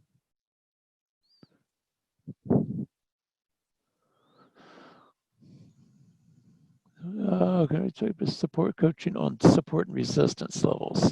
Support and resistance levels, yeah, we can do that too. Let's just take the wedge off. I'll just use a 15-minute chart. I'll remove the wedge. And we're looking at higher time frames. So with support and resistance levels, one thing I like to do is if you see, like, look over here, this area right in here, you have this nice strong move going up. This is on a higher time frame. And usually the higher time frame, the more significant they are, but also the wider they are.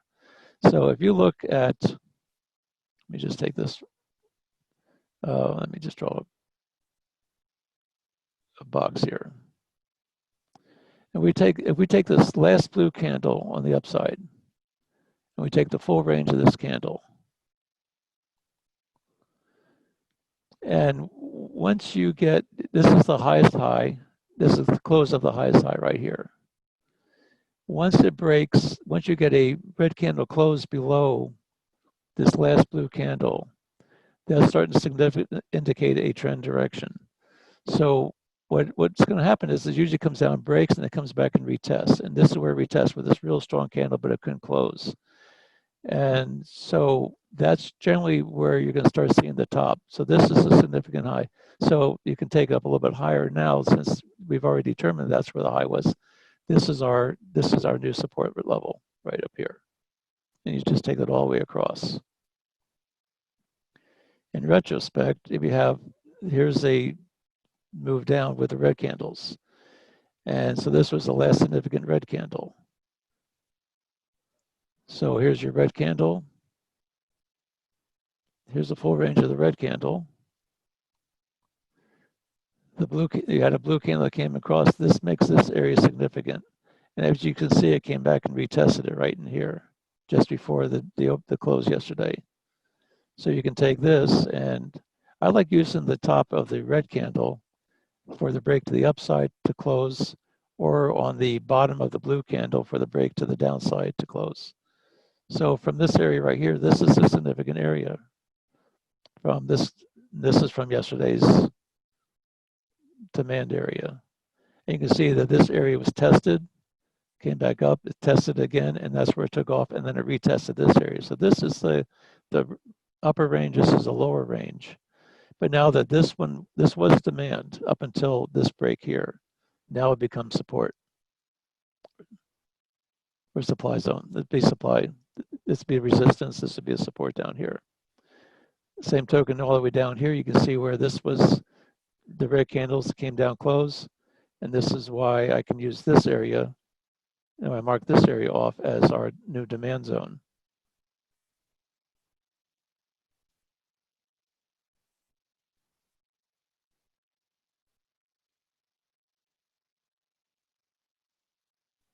Here's the bottom of the wick. It broke up, and there, so far this one hasn't come back to retest this yet.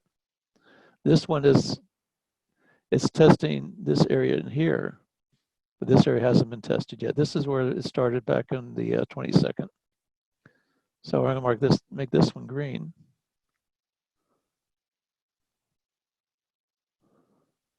And so right now, this is the range that it's trading in right now.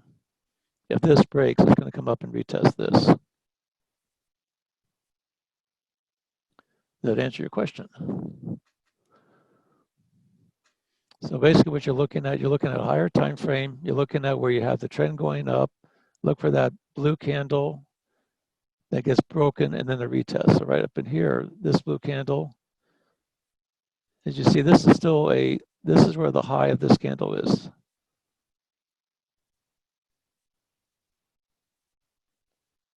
This is the highest close right there. And you can see where here was the highest close. It wicked up once, wicked up twice. This is a very strong area. If you come down here, you can see like right now, this thing hasn't been challenged yet. Now this area where this big candle is here, you can look and see. Now you don't see any red candles in there, but I'd be willing to bet if you look at a lower time frame, you'll see a little red candle in here. But right now, this area has been tested once. So right now, this area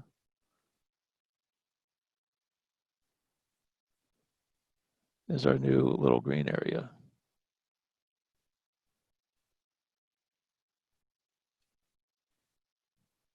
If this gets broken, it's coming on down to here. If this one gets broken, it's going back on up.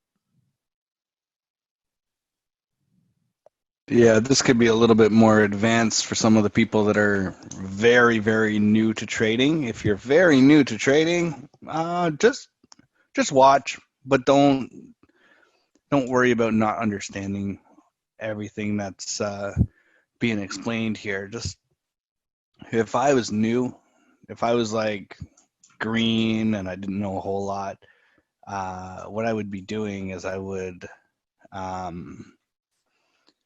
go back and draw wedges. I would draw wedges on wedges on wedges. I would draw as many wedges, go back in time and draw as many wedges as I could until I feel comfortable drawing them. And then I can start concerning myself about putting other things into the mix. But if you're not comfortable drawing wedges, I wouldn't really put a lot of weight on this right now until you can get wedges down pat. Would you say that? Yeah, well, I think it's all very significant. That's all part of the price action. Now the wedges are basically that's all part of it, and you can see like even like as I look at this a little bit further, where this alert was, here's a pivot high which came right up into that supply zone. So here's a pivot high, here's a pivot low, and now it was an ascending wedge, but in this case it doesn't really make that much difference. The bottom line is that it came in out of the supply zone, came in, here's our wedge alert, here's our D, tuck that in, and then here was the break.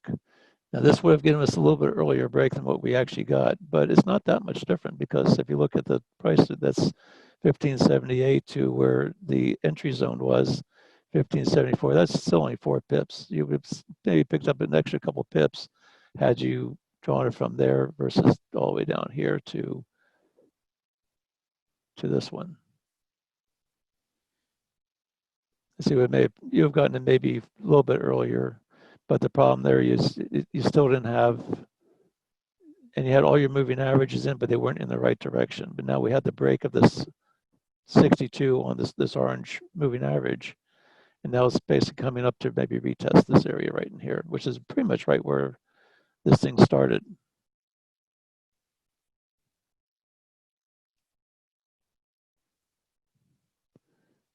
Next question.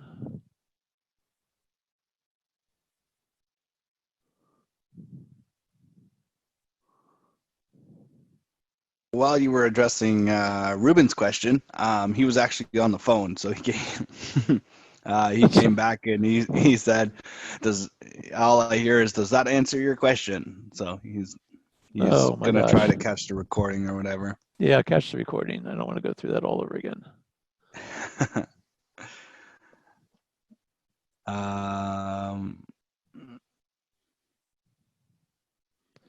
Oh, interesting. Look at that pullback, guys. Look at how it's coming back. Right back into the wedge. And watch. So before the end of this call, we're going to see how it's going to react or interact to that trend line. It could be a little bit short before it reverses, but this is enough of a move that I will potentially look at taking another sell because there's a lot of room to the downside because it came back up, right? Yep. This, I don't want to put too much weight on it and excite everyone, but it's a pretty high probability trade that once it bounces or it doesn't make it all the way up to the wedge or it gives some kind of significant turnaround that it could be a good sell opportunity.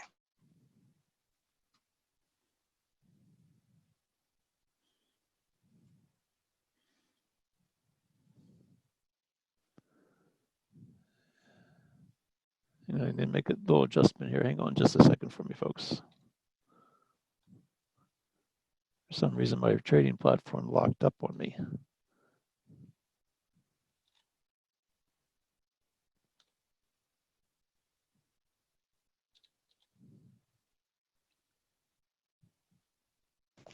Let's see what happens here. Which is not good. Oh, what happened? Sorry, what were you saying about your trading view? My trading platform just decided to disconnect, and right now I'm in a trade with no way of getting out of it. There it goes. That's better. Thank you for your. So. All right. I don't know what happened there, but anyway, that's good. I'm back in business again. Okay, so any other questions on this? You can see if there's any other alerts that may have happened here that we need to maybe take a look at. Let's see, we're in the Euro US is what we're working on right now. There's a US yen at 745. Yeah, there's really nothing there, friend. Let's see what happened with that one. Now this one was one where we actually gave us two alerts, one at 7:15 or one at 6:30, and they gave us another one at 7:45. So when I drew this one, I originally had this D all the way back here, but when I got the second alert, I was able to move my D over. Basically, it was the same wedge. Nothing really changed, but other than the alert time. So I'll take this one off. This was the last one. And you can see where it came right up. Here's where we're talking about these zones where it had all these blue candle, blue candle, blue candle. And if you look at the bottom of this blue candle, it came back. This is now the new target zone here. And you can see there was like, it dropped. There's a little wick over wick. So there's a little zone right here. So, and you can see where this candle, just this wick came right up to the top of where this little wick over wick area is. Again, this is on a 15-minute chart. But I'll draw this little zone right here. This is one where this blue candle, and there was absolutely no wick on here at all. Came back down, it broke down, and now it's coming back up to retest that, and that's breaking on. Now it's breaking down again. But this is where, if you had gotten into this trade with this wick right here, you would have only had 19 to, this is only 3 pips to this little zone right here. This is one that can really kind of fool you a little bit. Now we are starting to get a break here.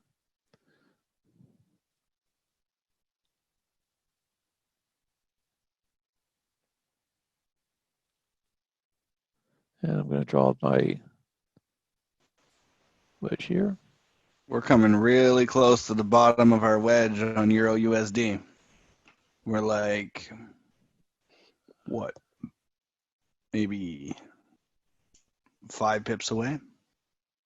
Let's take a look at that since we're in that trade. This one is starting to break down to the downside. I didn't like how it did that though, eh, Al, on the UJ. Right now the UJ is still. I still want the 3-point spread on this. This one, the UJ is getting stronger, so it's going to the downside. I still want to see a 3-point spread on that, but we'll see. But it did break the zone. We'll see what happens. Let's go back over to Euro US here. It's coming right up and testing this wedge.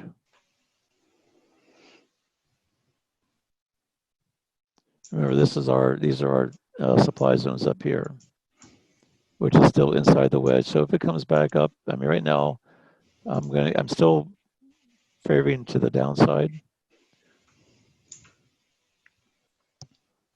The euro is still showing. Right now, the euro and the US have flipped on this 15 on the euro US. So right now, it's showing the euro strength.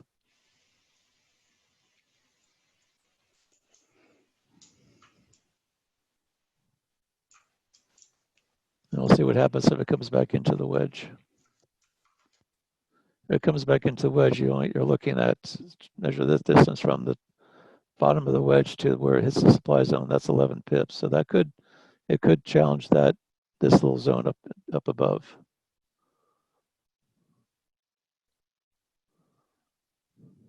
Looking at the 5-minute chart. We'll see if it can get the break. This is the area where this thing, if you look on this 5-minute chart, this is the area that was challenged. So we can actually maybe pull this one down just a little bit here. This was the last area that was tested.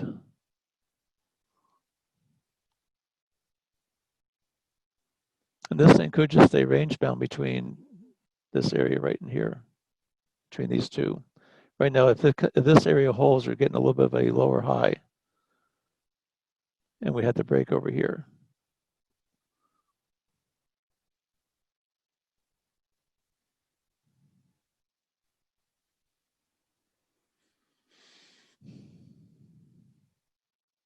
Retesting the 62. Right now, these moving averages are not in the correct direction. We've got the cross of we have the green, the yellow, but we have the purple. The purple one should be below the yellow, not above it.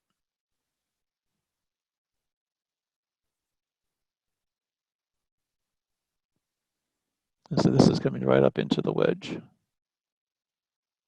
That was a very strong move up. And we are now 15 minutes into the opening of the 9:30 open.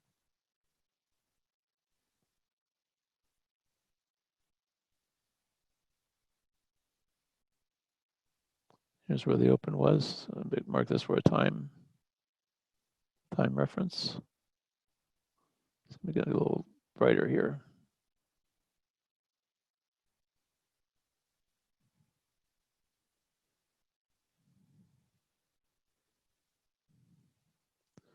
And the next 15 minutes here's at 10 o'clock. We'll see if we get a 10 o'clock reversal on this. This was all pre-market. This is all the pre-market move.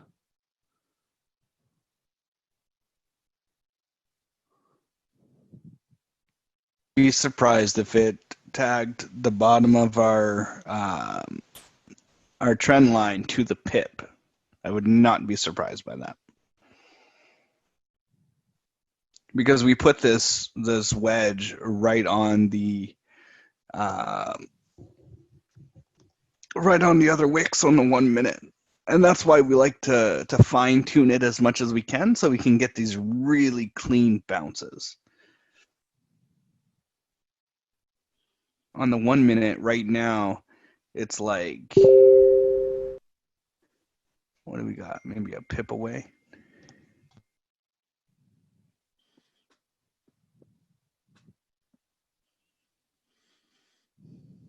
And we'll see if that area holds.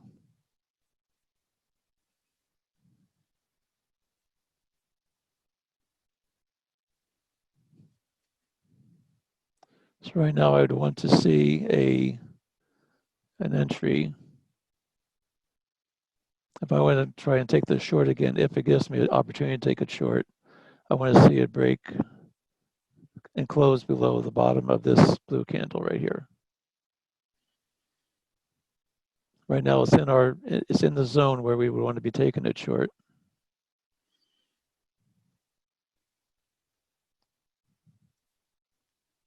Right now we have this red candle that just opened. It's at 50, and this one's 1 minute old. So right now it has been trending. I'd need to see a red candle close before I would take this thing short again. And I would need it to be a very significant red candle close, because I don't mind giving up a little bit of pips because of where this could potentially go. But because the hull is saying that it's still going up, and because of this move that we had on the way up, I would want a little extra confirmation before I would take that. And I would probably take it with a little smaller size. Mariska, thank you so much for showing up and spending your morning with us. Um, have yourself a wonderful day. Maybe later on today, I have an inquiry. So maybe we'll get together.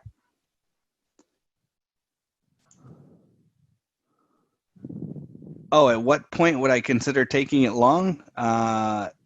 Eva, it would be if it breaks the top of the wedge. I mean, it's just there's still so much downward pressure for me that I would be very hesitant to take this one long here.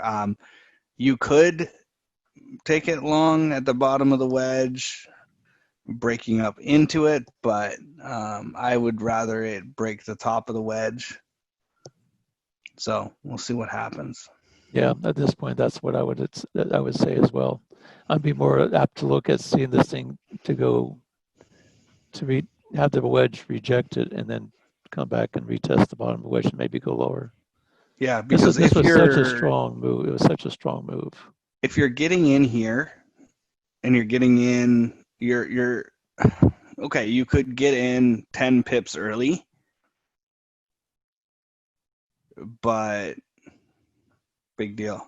I mean, if you're on the wrong side of this, just because you got in early, it's not great. I still like the wedge because of the trend lines and the validity behind it. Even if we've already made our pips for the day, if you know what I mean. Got tons of questions going in here. Hold on. The spreads are really, really tight right now. Consumer confidence coming up at 10 o'clock. We never did check the news, did we, Al, this morning? We never did check the news. No, we just got too excited about the Euro USD trade and we kind of blew the rest of the news off. So, yeah, consumer sentiment. That's a biggie, isn't it? Let's see. Here we go. Let's see if we got that. Well, I'm not seeing. I don't see it Thursday either. The 23rd, 10 o'clock. No red folder events that I'm seeing. Where are you seeing that, Andrew? Thursday, July 20th. This is my Forex Factory. Yeah. And we're at 10 o'clock. There is a CB lean index, but that's not a red folder. Nothing. That's really. I'm not seeing any red folders today. Oh, consumer confidence right there, my friend. It's only yellow. Yeah, forget that. I don't put any weight on that. The only time I would ever, that's not red folder though, Andrew. I'm not sure what platform you're using. Yeah. So we're still looking for this thing to come on up into this area up in here.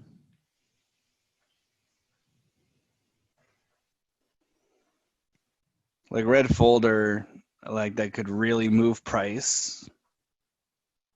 Oh, it's on TradingView that it's showing. That could be different. But we like to use Forex Factory for our news.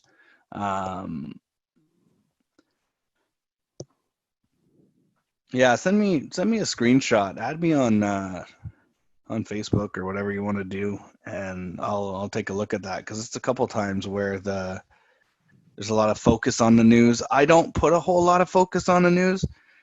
Maybe if there's a major news announcement, if a central bank has a policy decision, if those kind of events, but just announcements about, there's announcements all day, so I don't really put a lot of weight into every news event. I really don't. And some days I don't even check the news.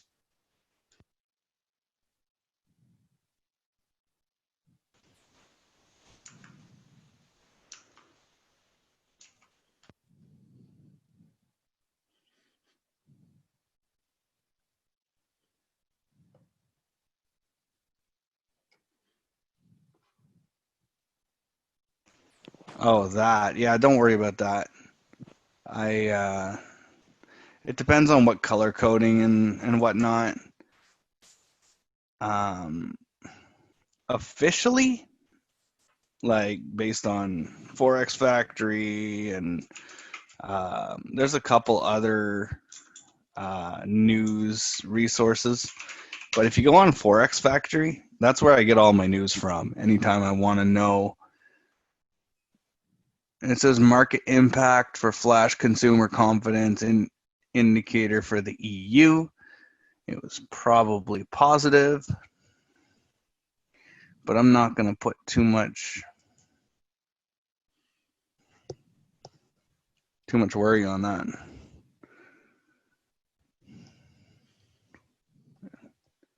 See, I don't want to. I don't do a lot of fundamentals. Look, right here, and this is where I want to kind of guide you to.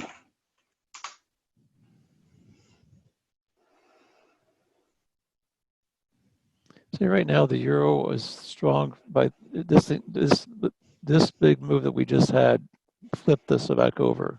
So right now the euro is strong, but also you're looking at it's getting up into the all-time high here, or at least this high that we had. So usually if you have like I see like a level and a level, so usually if you have that, I'd be more apt to think it's going to come up here and retest this, which is going to be the top of the wedge.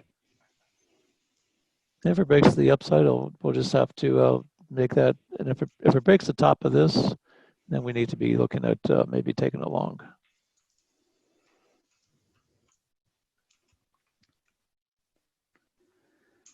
Right now, if you pull this A over here to the very top,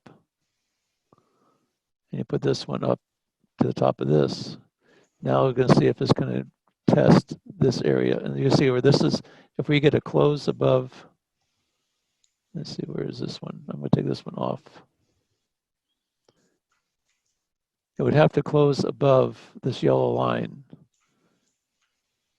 and break above this whole box before I would want to take it long. And it could do that. This was a pretty substantial, it's been basing for the last couple of days, it's been basing in this area.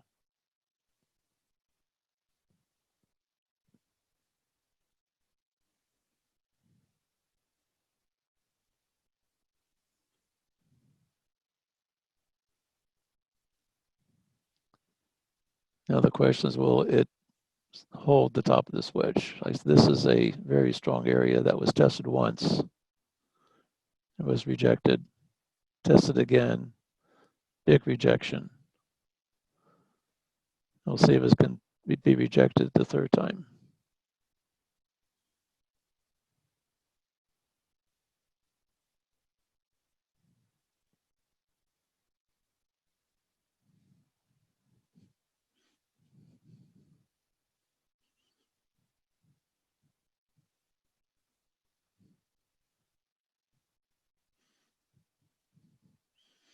You can see this C area was a little bit lower high than the A. Not by much, but a little bit lower, just by a couple pips.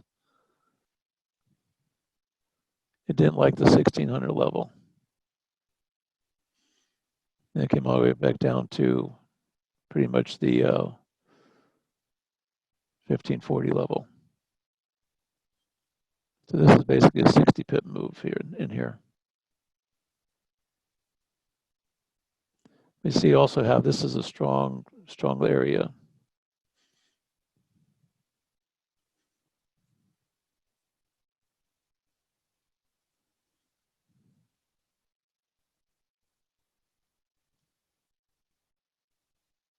Let me see if I can find my 2 pip.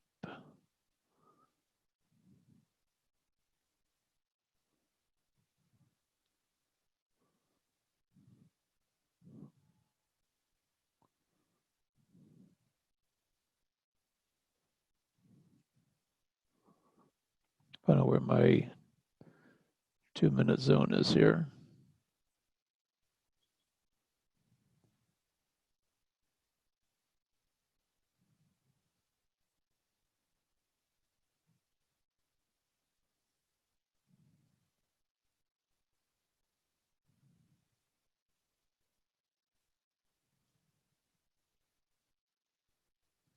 What happened to my little line that I just took?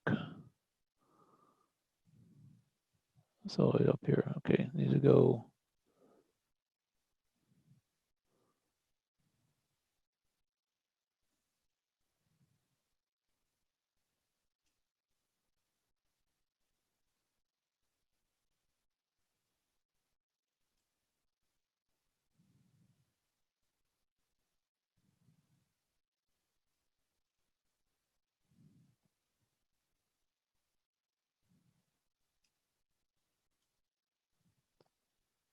Trying to find my 2-pip line up here.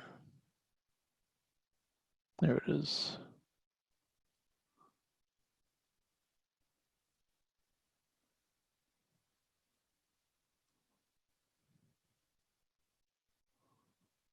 This is the area I'm looking at right in. It's just going to be green up of this one. There's the 2.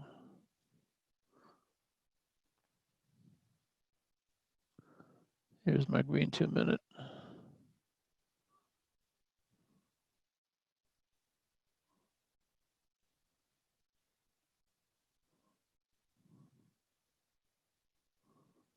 And then we'll go back over to our 5-minute chart and see where that all lies.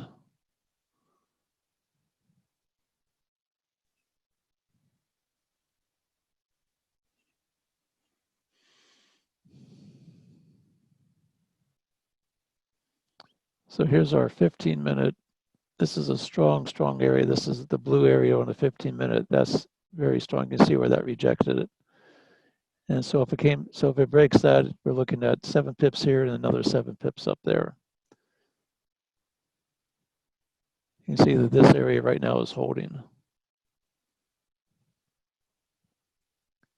And we take this from the C, put a trend line there, and we'll see if it's going to break through the bottom of this wedge again.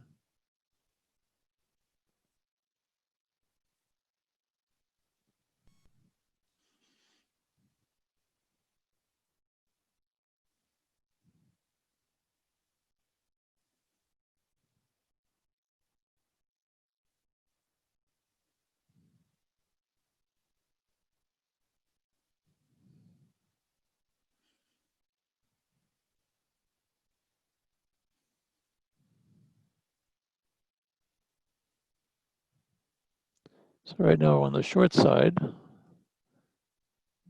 Here's our area that we want to have be respected.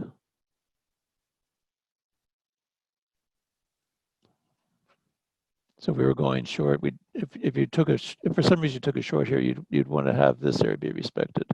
If it breaks through the wedge, that would be the area you'd be looking at. Now the question is it going to go break down to the bottom and retest the bottom here after this nice big pullback? It is, we do have a trend line right here from the C. Here's a hit. And so far this trend has been respected inside the wedge.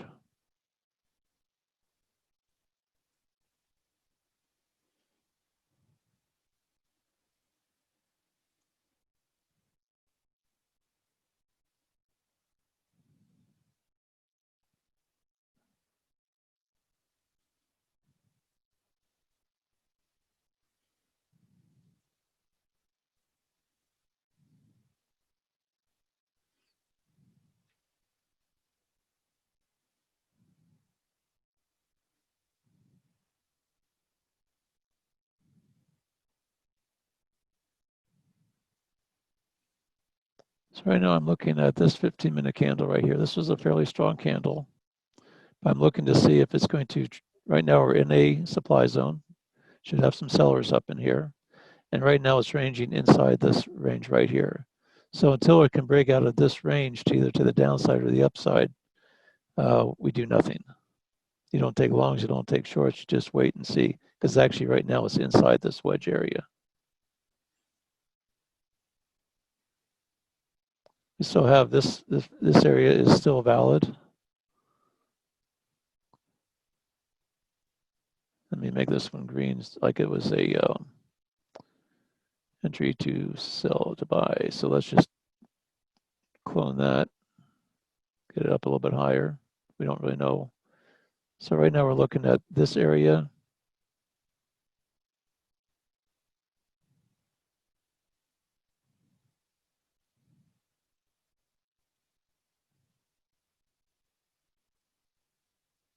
I'm going to take this off just so it helps to keep things from being so cluttered.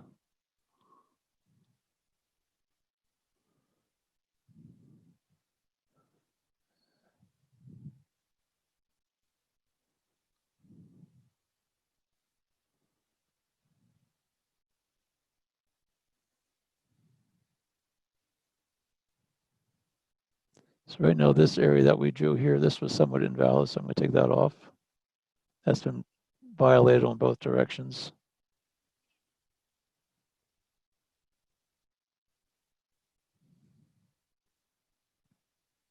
And between the two stop zones right here, we have 87 to 73.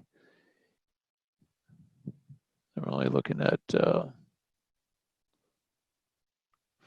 basically, this is a 15 pip candle right here. This blue candle is 15 pips wide. But right now it's in the middle of no man's land, so you really can't trade it. You'd only be guessing.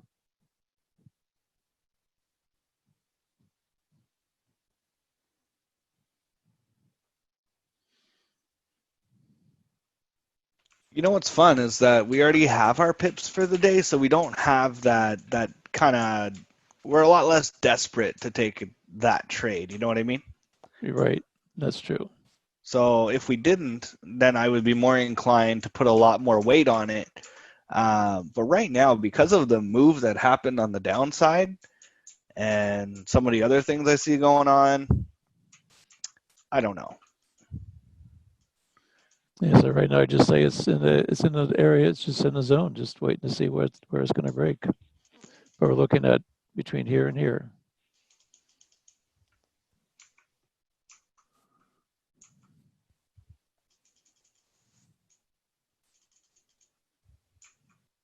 Now here was where the nice big move was, and we had a rejection of this candle right here. So right now, this is the 15-minute zone. If it breaks, it's probably going to retest this area down here at the bottom.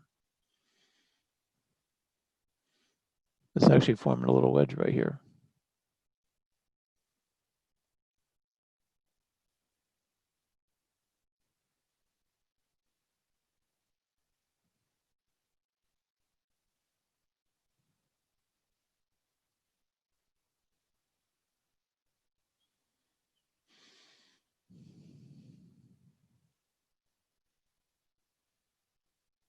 And what I'm going to do is I'm just going to tuck this into where I have both the, try and make this D to where it captures both the high and low of this area right in here.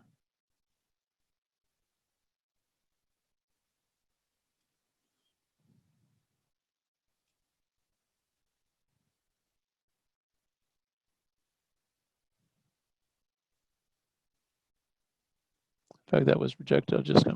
I'm going to flatten it out like this. This is not an alert. This is just what I'm seeing here on this chart.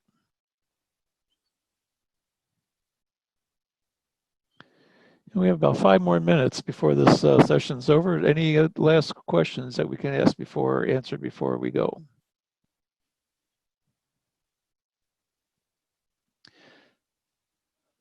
That's correct. We do not look at trade volume. Actually, I don't even know you can get trade volume on the Forex.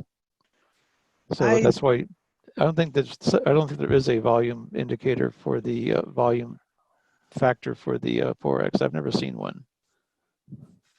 That's a very interesting question. You get bonus points for that. Let's go find out. Let me do a little bit of research. Yeah, tell me if there's if you can do volume on the Forex. I don't think you can. I don't know. Volume indicator, Forex. Okay, I found a couple. Did you? Yeah. Volume in the Forex is, it's called there's one of them out there in TradingView. It's called the Chaikin Money Flow Indicator. but I don't really want to talk about that because I haven't tested it. I haven't looked at it. He says it's a 77% win rate. Maybe something worth potentially looking at a later time. Yeah, But can I there's a say, lot. yeah, can I say I've never used volume with this. I've used the RSI. I've used some other factors, but that's about it. Yeah, no. Forex volume indicator. There's a couple out there, my friend. It's just something we just Never haven't talk about. really talked about or looked at. Now there's other stuff called gravity, and there's lots out there.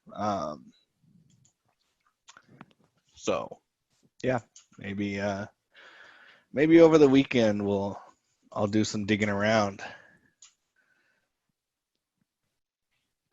Any other questions? Yeah, it's easy to look at longer time frames, only like daily and weekly charts. Well, yeah, I mean, if you're swing trading, the higher time frames, the daily, weekly charts, on a lot of times the highest time frame, I generally, since we'd have these wedge alerts and the wedge alerts are based on a 15-minute chart, I generally stick with the 15-minute. I'll go a little bit higher, like a 30 or a 1 hour. The only time I do that is just to find out where the other areas of interest are to where for target references. That's about but generally speaking, if you only were looking at 7 pips, you don't need to be looking at a weekly chart to try and determine that. Yeah, agreed. The higher the time frame chart, the more of a stop you need in order to stay out of harm's way. That's where we focus all the way down to the 1 minute for that very precise entry, because we're only going for 7 pips. And that makes all the difference. Absolutely. Now my analysis differs a little bit because you can add your own little flavor to everything, and that's why I enjoy trading with other people because sometimes I can maybe find something that I could do to improve what I'm doing. But one of the things that I do a little bit differently is that I will actually go to the 4-hour chart if I want to do some deep dive analysis, and I'll put a pitchfork on the major swing high and swing low on the 4-hour chart, and then I'll go take a look at the 30-minute, and then I'll have another idea. I'll try to draw another pitchfork there to see what could potentially happen. And then I would start drawing wedges. And so if I have a bounce on a pitchfork from those higher levels close to where the wedge is, then I would put a little bit of weight on that because that could be a pretty significant bounce. If you get a bounce on a 4-hour pitchfork and that ends up being your wedge, that's a big deal. And on that note, you can see where this thing's breaking right outside of this little wedge that I drew here. You can see where it's breaking right outside the band. But it's also, you have this little 15. So right now, this is the bottom of this 15-minute candle. So I wouldn't get too excited about that. Nope, not at all. There's we're getting to a point where everyone is kind of trying to get out of their Euro USD trades because at 12 o'clock, 2 o'clock, Euro USD kind of staggers and dies out. So I don't see a lot more volume coming in, but it could happen. So on that note, it's 10:15. We're going to close this thing down, and everyone can keep watching it. You can see what we've done. We see what we're looking at, and may the trades be with you for the rest of the day. And thanks everybody for showing up, and we'll see you tomorrow at 8 o'clock. Yes, thank you so much. Take care, guys.